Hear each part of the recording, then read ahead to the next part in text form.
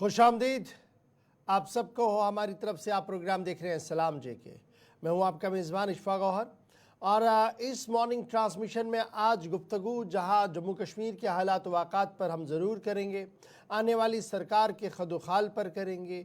सरकार की बात अपनी जगह, लेकिन बुनियादी मामलात और मसाइल पर भी हमारी नज़र रहेगी और प्रोग्राम के आगाज़ में उस बड़ी ख़बर से भी आपको रूबरू करवाएंगे जहां पर सबकी नज़रें ये कह रही है कि अगर हालात को काबू में नहीं किया गया तो शायद आलमी जंग, तीसरी आलमी जंग का आगाज़ भी हो जाएगा।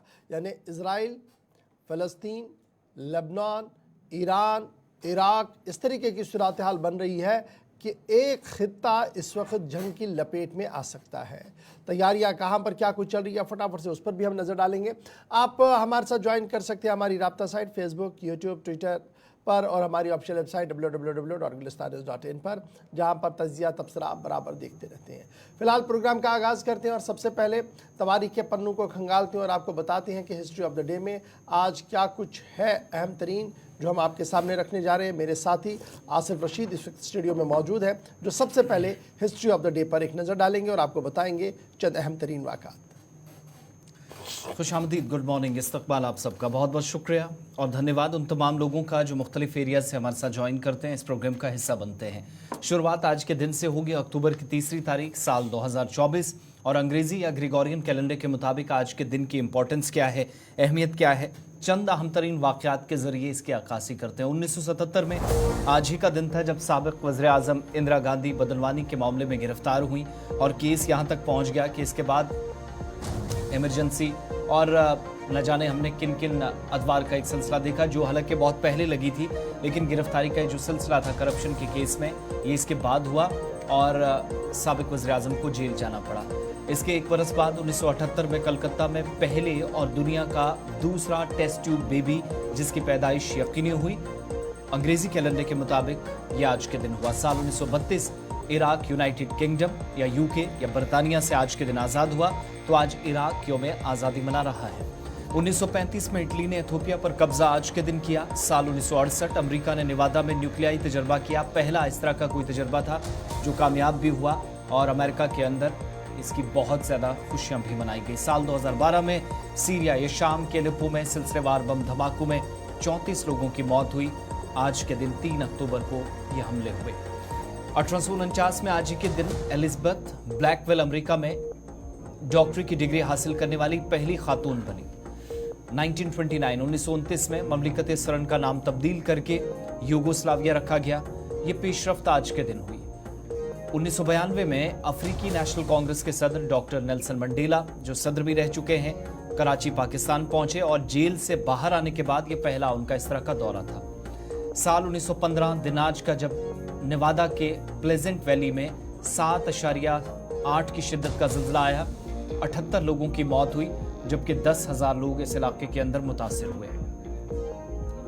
1735 दिन आज का फ्रांस और केरल ने अमर समझौते पर आज के दिन दस्तखत किए। पीस एग्रीमेंट था 1735 में और साल 2003 में पाकिस्तान ने F-3 मिसाइल का तजर्बा किया और यह कामयाब तजर्बा आज के दिन हुआ। हिस्ट्री ऑफ द डे में ये चंद अहम तरीन वाक़यात स्पेशल सेगमेंट का हिस्सा रहते हैं और प्रोग्राम में खबरों की तरफ अब बढ़ेंगे। अक्टूबर को 3 तारीख को या फिर अंग्रेजी और ग्रेगोरियन कैलेंडर के मुताबिक आज के दिन कौन से इंपॉर्टेंट इवेंट्स हैं या वाक़यात हैं, वो हिस्ट्री ऑफ द डे के स्पेशल सेगमेंट का हिस्सा रहते हैं। यहाँ से आगे बढ़ेंगे और सबसे पहले आज इससे पहले हम कौमी या बैनुल-अक़वामी सतह की खबरों, बाकी मामलात की तरफ जाएँ। बैनुल-अक़वामी सतह पर इन दिनों सीरिया या फिर लबनान, इज़राइल, गज़ा, फ़लस्तीन, ये वो ममालिक हैं जो सबसे ज़्यादा सुर्खियों में हैं और ईरान भी इनमें से एक है। लेकिन इसी दौरान इज़राइल की जानिब से एक पेशरफ्त हुई है और United nation general secretary Antonio Guterres को मुल्क के अंदर अब दाखिल ऑफिशियली नहीं होने दिया जाएगा, जिसकी अनाउंसमेंट बाज़ाब्ता तौर पर वज़ारत ख़ारजा की जानिब से इज़राइल ने कर दी है और इज़राइल की जानिब से अक़वाम मुत्तहिदा पर सख्त इक़दामात जो अब तक उठाए गए, उनमें से ये सबसे बड़ा और सख्त कदम है। बड़ी खबर हम आपको बता रहे हैं कि इजराइल ने नापसंदीदा शख्स एंटोनी गुटेरस को करार दिया है। एंटोनी गुटेरस जो सेक्रेटरी जनरल है अक़वाम मुत्तहिदा जनरल काउंसिल के, और उन्हें यह कहा गया कि वो उनकी सरजमीन इजराइल पर नहीं आ सकती। इजरायली वज़ीर ख़ारजा के बयान के मुताबिक जो सूरत हाल 7 अक्टूबर को पिछले साल पैदा हुई जिसके बाद इजराइल के लोगों को मारा गया, उन्हें कत्ल किया गया, जिनसी ज्यादतियाँ दी गई और जिस तरीके से तमाम मुल्कों ने इजराइल की हिमायत में बयानात जारी किए और अक़वाम मुत्तहिदा के सेक्रेटरी जनरल एंटोनी गुतेरेस ने बयान के बरक्स बयान दिया, उसे नापसंदीदा करार दिया गया है। और गुज़श्ता दिनों जिस तरीके की सूरत-ए-हाल फ़लस्तीन, फिर लेबनान और ईरान के अंदर बनी है, इस पर भी जो तनकीदी बयान एंटोनी गुतेरेस का आया है उसे नापसंदीदा करार दिया गया। और फॉरेन मिनिस्टर जो इजराइल के हैं उन्होंने साफ कर दिया है कि इजराइल के जनरल सेक्रेटरी फिलहाल उनकी रियासत के अंदर नहीं आ सकते हैं और उनके बयानों को सरीहन खारिज कर दिया गया है। ये बात काबिल जिक्र है कि इन दिनों सूरत-ए-हाल इंतहाई तशवीशनाक है। आलमी इदारे गहरी नज़र रखे हुए हैं ईरान पर, इजराइल पर, लेबनान पर और आसपास के दीगर रियासतों पर, क्योंकि जिस तरीके की सूरत-ए-हाल बन रही है वो तीसरे आलमी जंग की दस्तक है। इस बीच जहां एक तरफ से इजराइल ने एंटोनी गुतेरेस को नापसंदीदा शख्स करार दिया और वो उन्हें अपनी सरजमीन पर आने नहीं देंगे, उन्हें पाबंदी कर दी गई है, वहीं पर लेबनान की सूरत-ए-हाल भी इंतहाई तशवीशनाक है। लेबनान पर बैक टू बैक कई हमले किए गए और कई लोगों के मारे जाने की इतलात खबरें अभी तक मौसूल हुई हैं। ये सूरत-ए-हाल ऐसी बन रही है जहां पर आप देखेंगे मजीद इक़दामात और सख्ती बरती जाएगी। इस तरह की सूरत-ए-हाल से बाहर आने के लिए अगरचे कोशिशें अब तक की जाती रहीं, लेकिन कोई भी इसके मस्बत नताइज अब तक सामने नहीं आए। ये तो एक खबर आपके सामने, लेकिन बात अब ज़रा अमरीकी सदर जो बाइडन की, जिन्होंने इजराइल और लेबनान के दरमियान जो कुछ हो रहा है या फिर जिस तरीके से हमले हुए हैं, अब ईरान की जानिब से जब पलटवार किया गया तो उस पर एक उनका रद्दअमल भी आया और एक जगह उन्होंने रोकने की भी कोशिश की है इजराइल को, क्योंकि जौहरी तनसीबात पर इजराइल ईरान के अंदर हमला करना चाह रहा है। लेकिन अमेरिका की जानिब से अमेरिकी सदर जो बाइडन ने इजराइल पर ईरानी मिसाइल हमलों के जवाब में जौहरी तनसीबात को टारगेट किया जाए, इन हमलों की हिमायत से इनकार कर दिया। यानी ये पहला मौका है और शायद इसके क्या कॉन्सिक्वेंसेस होंगे, क्या इसके असरात होंगे जो मनफी भी हो सकते हैं, अमेरिका जानते हुए अमेरिकी सदर जो बाइडन ने बयान जारी किया। और साथ साथ ये भी खबर है कि उन्होंने सिक्योरिटी काउंसिल के अंदर जो जिम्मेदारान हैं उनके साथ भी इस सिलसिले में रुजू किया है, जौहरी तनसीबात पर इजराइल वापस हमले ना करे।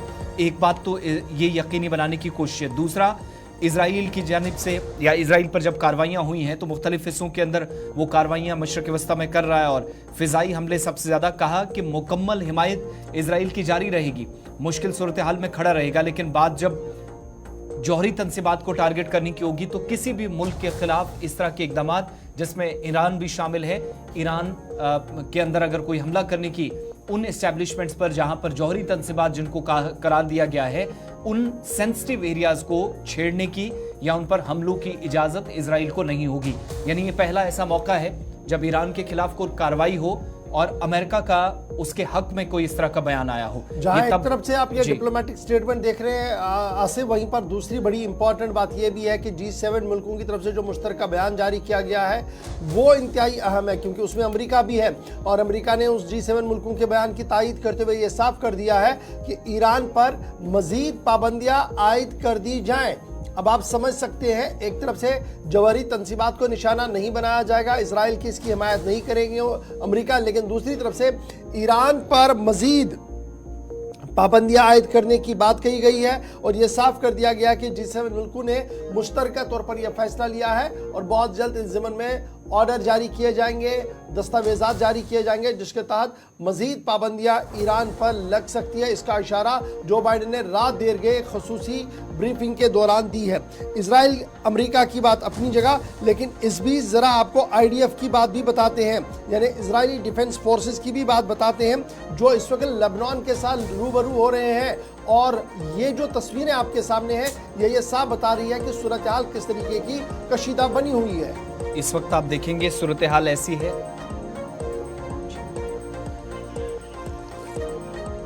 और बड़ी बात यह है कि इजराइल की जानिब से लबनानी सरहद में जो दाखिले की कोशिश की गई थी, खुद IDF ने इस बात की वजाहत कर दी है कि ये जो जवाबी कार्रवाइयाँ करने की कोशिश थी या जो इन्फिल्ट्रेशन हो रही थी वो मुकम्मल तौर पर कामयाब नहीं हो सकी है और 14 इजरायली फौजी मारे गए हैं, 18 लोग जख्मी हैं, जबकि 20 के करीब रिपोर्ट से भी बताती हैं, जो इंटरनेशनल मीडिया आउटलेट्स हैं वो बता रहे हैं कि 20 के करीब फौजी एहलकार जो अभी भी इन कार्रवाइयों में मसरूफ तो थे, लेकिन मिसिंग रिपोर्ट्स इनकी डाल दी गई हैं। इसका मतलब ये है कि जो आसपास जो लेबनान और इजराइल की सरहदों पर लड़ाई चल रही थी, वो कार्रवाइयां अभी इस वक्त सूरत हाल इतनी खराब हो गई है कि इजराइल को खुद भारी पड़ी है।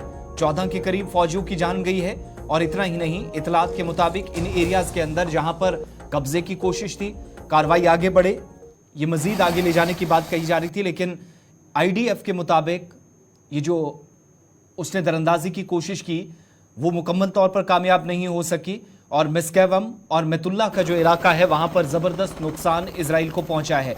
इतलात ये भी हैं कि मुख्तलिफ हिस्सों के अंदर तैयारियाँ मुकम्मल की गई थी कि चूँकि एम्बुश भी लगाए गए हैं, और कई एक जगहों से ये तस्वीरें भी निकल कर आई जहाँ पता चल रहा है कि हेलीकॉप्टर्स का सहारा लेना पड़ा जिन फौजियों की अमवात हुई हैं, जिनकी हलाकतें हुई, उन लोगों को वापस ले जाने के लिए। अब परेशानी ये बनी है, खुद इजराइल इस बात की अक्कासी कर रहा है कि सूरत हाल इतनी ख़राब हुई कि मुसलसल फायरिंग हो रही है, मुसलसल शेलिंग हो रही है। इसकी वजह से भी कई डेड बॉडीज़ को उठा पाना बहुत मुश्किल हो रहा है। लेकिन उन एरियाज़ के अंदर जहां लेबनान के अंदर दाखिल होकर हिजबुल्लाह के खिलाफ कार्रवाई की तैयारी थी और ग्राउंड ऑपरेशन करने की तैयारी थी, उसमें मुकम्मल तौर पर इजराइल कामयाब नहीं हो सका है, जिसकी तस्दीक खुद की गई है। इधर तेहरान के अंदर तैयारियां की गई है। कल जहां पर नमाज जुमा सैयद आयतुल्लाह अली खमनेई अदा करवाएंगे, और पूरे मुल्क के अंदर सख्त सिक्योरिटी के बीच और सिक्योरिटी अलर्ट के बीच बयानात भी बैक टू बैक आ रहे हैं। और जब अमेरिका की तरफ से भी जौहरी तंजीबात वाला बयान आया तो उसके बाद उस पर भी रिएक्शंस आए हैं। लेकिन कुल मिलाकर सूरत हाल ये है कि मशरक़ वस्ता के अंदर अभी भी मुख्तलिफ एरियाज़ के अंदर या इलाकों में लड़ाई चल रही है।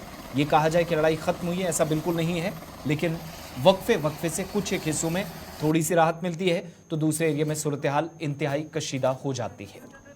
चलिए जनाब, ये तो थी खबर ईरान, इजराइल, लेबनान और अमेरिका के हवाले से जो बयानात आ रहे हैं, तस्वीरें आपके सामने हैं। लेकिन ज़रा बात पड़ोसी मुल्क पाकिस्तान की भी करते हैं, और पाकिस्तान के साबिक सफ़ीर का बड़ा बयान सामने आया है। और पाकिस्तान के साबिक सफ़ीर अब्दुल बासित का ये दावा है कि 5 अगस्त सन 2019 के बाद भी भारत और पाकिस्तान के बीच मुज़ाकराती अमल कई मामलों पर जारी रहा, जिनमें सरहदों पर सीज फायर भी एक बुनियादी मामला था। बड़ा बयान पाकिस्तान के साबिक हाई कमिश्नर बराए हिंदुस्तान और फिर सेक्रेटरी खारजा भी हो रहे हैं अब्दुल बासित कुछ देर के लिए, उनका बड़ा बयान सामने आया है। और इस बयान के आने के बाद उनका मानना है कि ओआईसी जिस तरीके से मुकम्मल तौर पर अलहदा हो गई है और उसकी हैसियत ख़त्म हुई है, उस पर भी उनकी एक बात सामने आई है। फिर साथ साथ उन अक़वामी ताकतों, बैनुल-अक़वामी ताकतों का भी उन्होंने जिक्र किया जो इस वक्त मशरिक़ के अंदर मौजूद है और मुस्लिम मुखालिफ सरगर्मियों में अरूज पा रही हैं।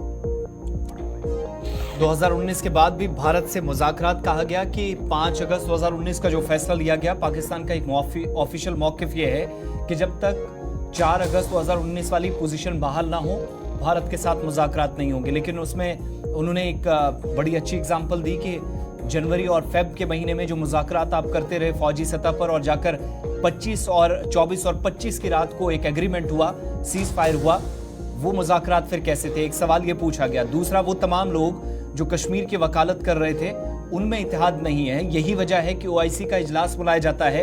एक बाज़ाब्ता ग्रुप पाकिस्तान के अंदर भी है और एक ओआईसी के अंदर भी है, मसला कश्मीर के हल की जो बात करता है। लेकिन जब जब बुलाया गया तो चाय पानी होता रहा, और कभी पाकिस्तान के खारजा सेक्रेटरी चले गए, वज़ीर आज़म ने खुद इसमें अदम दिलचस्पी का इजहार किया, और कभी वज़ीर खारजा को भेजना। ये बताता है कि पाकिस्तान के अंदर अपनी जो इक्तिसादी बदहाली वो तो परेशानी है ही, लेकिन ये नॉन सीरियसनेस इतनी है कि जो उनके इत्तेहादी थे, जिसमें ताज़ा हवाला उन्होंने दिया रजब तैयब एर्दोगान का, जिन्होंने हाल ही में यूएन के अंदर स्पीच की पिछले हफ्ते, लेकिन कोई कश्मीर का जिक्र नहीं था। ये सारे मामलात उनके मुताबिक मसला कश्मीर पर भारत को मजबूत कर। जो पाकिस्तान के साबिक सफ़ीर हैं, उनका यह भी मानना है कि 5 अगस्त के बाद भारत सरकार का मौक़िफ़ और ज़्यादा मजबूत हुआ और पोजीशन बराए जम्मू कश्मीर की जो है वो भारत सरकार की आलमी दुनिया के अंदर और ज़्यादा मजबूती के साथ आगे बढ़ रही है।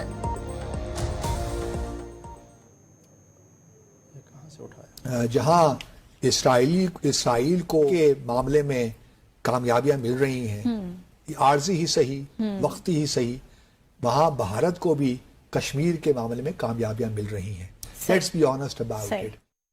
लेट इस be honest on it, Bharat को काफ़ी कामयाबियां मिल रही है, बिल्कुल ये सही बात है। और दफ्तर खारजा भारत की तरफ से भी कई बार इस बात का खुलासा पेश किया गया कि बैनुल-अक़वामी सतह पर किस तरीके से जो मौक़िफ़ है उसकी पजीराबी हो रही है और 5 अगस्त के हालात को किस तरीके से सही तरीके से पेश भी किया गया। फ़िलहाल ज़रा सियासत से हटकर माइशत की बात करते हैं और ये जो खबर हम आपके सामने रख रहे हैं इससे आपको बगौर जायज़ा आएगा कि किस तरीके की सूरत हाल जम्मू कश्मीर के अंदर बनी हुई है। और आपको याद होगा कि पिछले दिनों हमने ये खबर आपके सामने रखी थी, लेकिन कुछ दिन थे और मुझे ये उम्मीद थी शायद उसमें कुछ मज़ीद इजाफा होगा, लेकिन अब जब डेडलाइन पूरी हो गई तो पता लगा कि हज 2025 पर जाने वाले आज़मीन की तादाद हर साल की तरह बढ़ नहीं रही है बल्कि घट रही है।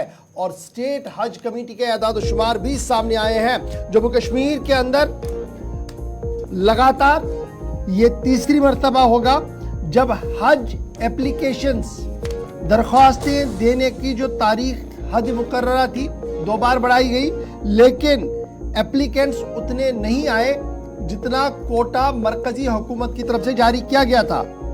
हज कमेटी ऑफ जम्मू कश्मीर ने 4250 एप्लीकेशन ही रसी हुई बापत साल 2025 हज के लिए, और मरकजी हुकूमत ने 8200 स्लॉट्स रखी थी जम्मू कश्मीर के लिए। जम्मू कश्मीर मुस्लिम बहुल इलाका है, यहाँ पर मुसलमानों की आबादी ज़्यादा है, इसलिए यहाँ पर हज कोटा पर जाने वाले लोगों के लिए सीटें भी ज़्यादा रखी थी और ये सीटें थी 8200। 8200 के मुकाबले में 4250 ही दरख्वास्तें मौसूल हुई। डैट मीन्स कि 48% कोटा जो है वो खाली चला जाएगा, उस पर किसी ने दावेदारी नहीं दी, कोई फॉर्म सबमिट नहीं किया। और ये बिलतरतीब ही दूसरा साल होगा जब इस तरीके की सूरत हाल देखने को मिल रही है। मुबस्सिरीन का मानना है कि माली मामला एक बुनियादी फैक्टर है जिसने ये साफ कर दिया कि अब हज पर जितनी ज़री कसीर आपको चाहिए आपके पास उतनी नहीं है, इसलिए आप जाना प्रेफर नहीं करते। पहला ये होता था कि हमारे पास जितना स्लॉट होता था उससे डबल ट्रिपल लोग एप्लीकेशंस देते थे, लेकिन 5 अगस्त 2019 के बाद उल्टी गंगा बह रही है। हमारे पास कोटा होता है, बहुत एप्लीकेंट्स कम आ रहे हैं। पहले तो माना जा रहा था कि शायद कोविड है, उसके बाद फाइनेंशियल कुछ मामला थे। अब जब सब कुछ ठीक ठाक हो रहा है, लेकिन उसके बावजूद भी सूरत हाल जम्मू कश्मीर के अंदर नहीं बदल रही है।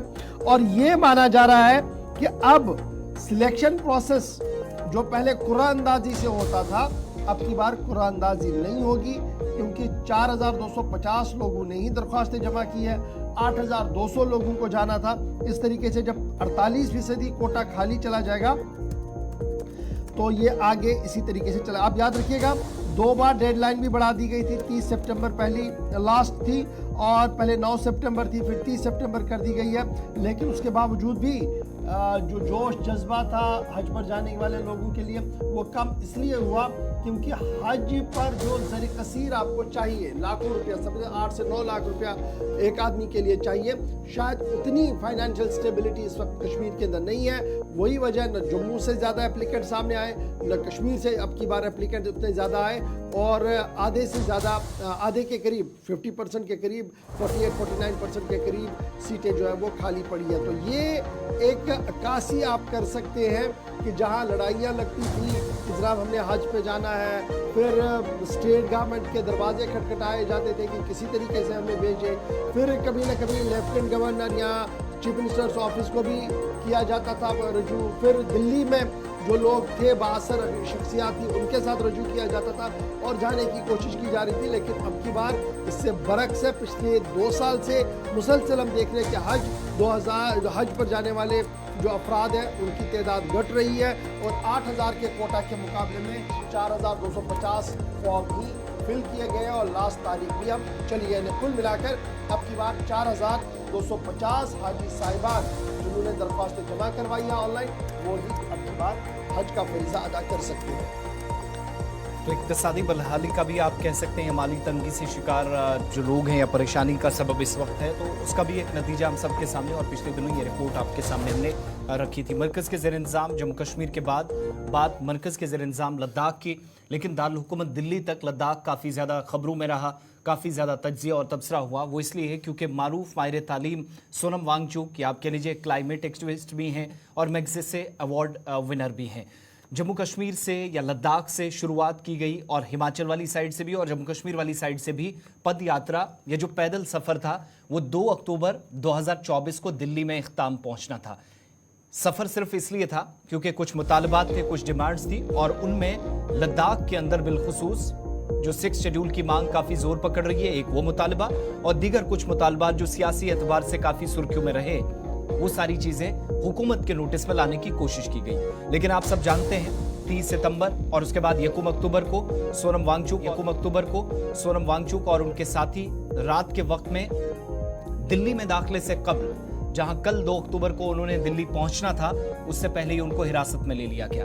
लेकिन देर रात एक पेशरफ्त हुई जहां सोनम वांगचुक को दिल्ली पुलिस ने रिहा कर दिया।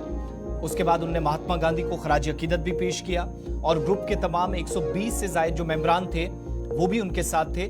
लेकिन सबसे बड़ी बात यह है कि आज के वक्त में जब वो खराज अकीदत पेश कर रहे थे, उसी वक्त उन्होंने मरकजी हुकूमत के जॉइंट सेक्रेटरी को एक मेमोरेंडम भी पेश किया। उस मेमोरेंडम के जरिए जो मुतालबात असल में थे, जिसके लिए पैदल मार्च लद्दाख से शुरू हुआ था, एक न सिर्फ वो नोटिस में लाए गए बल्कि इतलात ये भी हैं कि मुज़ाकराती अमल दोबारा से लद्दाख की क़यादत, बिलखुसूस एपेक्स KDA जिसमें साथ उनका सोनम वांगचुक का भी रहेगा, और जितने भी ग्रुप के मेंबरान हैं वो भारत सरकार के साथ मुज़ाकराती अमल आइंदा 3 हफ्तों के बीच शुरू करने जा रहे हैं। इशफाक, 10 से 15 दिन के अंदर अंदर वज़ीर आज़म या वज़ीर दाखिला दोबारा से इस प्रोसेस को आगे बढ़ाएंगे, इस तरीके की एश्योरेंस दी गई है। और तस्वीरें आपके सामने हैं, जब भूख हड़ताल जो चल रही थी गिरफ्तार किए बाद, उसे ख़त्म कर दिया गया। एक बाज़ाब्ता तौर पर उन्हें मेमोरेंडम दिया गया और मेमोरेंडम के बाद वो राजघाट भी गए, जहां पर महात्मा गांधी को उन्होंने खराज अकीदत पेश किया। ताहम ताज़ा तरीन सूरत हाल क्या कुछ है, हमारे सज्जाद करगिली साहब हमारे साथ इस वक्त ज्वाइन कर चुके हैं दिल्ली से। सज्जाद, बहुत शुक्रिया जी ज्वाइन करने के लिए। कंटिन्यूसली हम देख रहे थे कि मार्च चला, उसके बाद एहतियाती तौर पर गिरफ्तारियां हुई। कल भी आपसे गुफ्तगू हो रही थी, आप कह रहे थे कि कोई पता नहीं है कि कितना वक्त और लग सकता है, लेकिन रात देर गए ड्रामाटी तब्दीली हुई, जहां पर रिहाई भी मिली, राजघाट पर भी आप पहुंचे, और इस तरीके से आज जो दिल्ली हाई कोर्ट के अंदर पिटीशन थी, शायद उस पर आज क्लियरेंस पहले ही हो गई है। लेकिन कुल मिलाकर क्या हम ये माने कि अब जो मुज़ाकरात रुके पड़े थे वो मुज़ाकरात आगे बढ़ेंगे? क्योंकि इतलात ये है कि 10 से 15 दिन का वक्त मांगा गया है कि वज़ीर दाखिला साहब या वज़ीर आज़म साहब खुद इसकी पेशरफ्त करेंगे, आगे बढ़ाएंगे इस मुज़ाकरात को।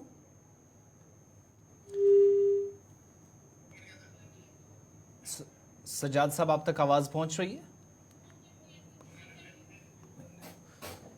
लद्दाख के हवाले से बात हो रही है। इससे पहले सोनम वांगचुक क्या कुछ कह रहे थे दिल्ली में जब उन्होंने खराज अकीदत पेश किया, उनकी बात भी आपको सुनाएंगे। हमारे साथ सज्जाद साहब हैं। सज्जाद साहब, आप तक आवाज पहुंच रही है? जी जी जी जी।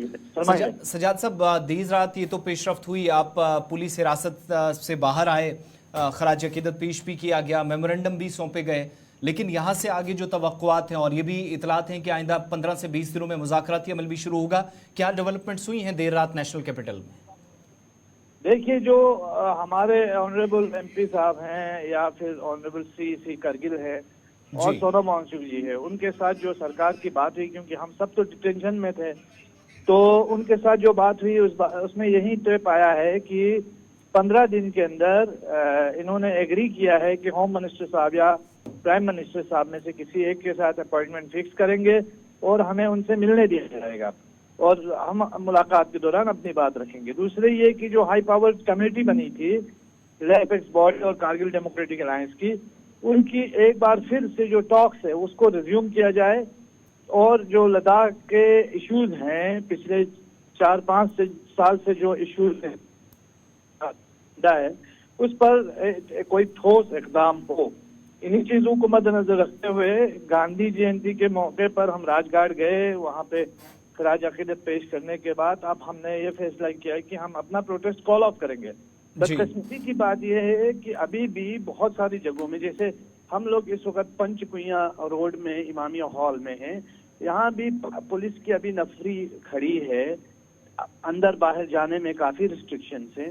हमें ऐसा फील हो रहा है कि हमारे प्रोटेस्ट के कॉल ऑफ करने के बावजूद भी अभी भी हमें डिटेंशन में रखा गया हो, तो ये तो बड़ा अनफॉर्चुनेट है, तो बड़ी बदकिस्मती की बात है कि सरकार इन चीजों को समझ नहीं रही है।